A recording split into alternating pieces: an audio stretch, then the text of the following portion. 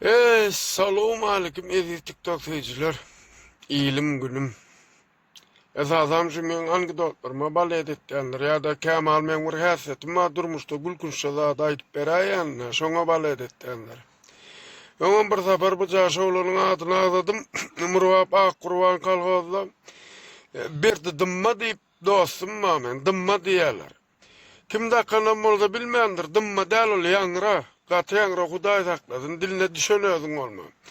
Mundan oğlunla gatnaşmaň özüm saglygyna ziýan getirmek. Muň öýdäksine ordun dakmal şoňlan ýaşaşyp berenler. Şonal diline jyz oğluna da bir owaň oğluny gawlap oturýan prokol tutmak üçin ýagdaýyny oglap jaň etdiler. Berdişkem nerdeýdin? Öýde diýdi. Öýe gelip gideýdi. Keypinem diýipdir ulan. Öýde kim ýoklay küçünden sığırım sağmana adam tapamak. Ama sağ diýjek bolýarmy diýipdir berdişim. Ama pabratskine ama gele ýelmi çizgitde sığır görülen ismi ağrýady.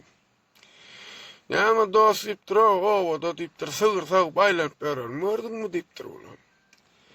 Olam aýtdy, ay berdişim oýnatmadan, sen öýdäki sagymça sığır sağ ýara göremsiňä öwrenensiňä diýipdir. Berdiş aýtdy diýär. Ay dostcan senem gawlap oturýan diýipdir. Dogurdam hawa. Mene sen öýdäkiň diýipdir şäheриň içinde aýlanyp kanalizasiýa baryp pok sordup berenni göremek diýipdir. Ana. Geplemelle bu oğlundan palibam uçun alyan. Şoň üçin basıp men oň suratına moýjak telefonuna görseňiz gaçyň.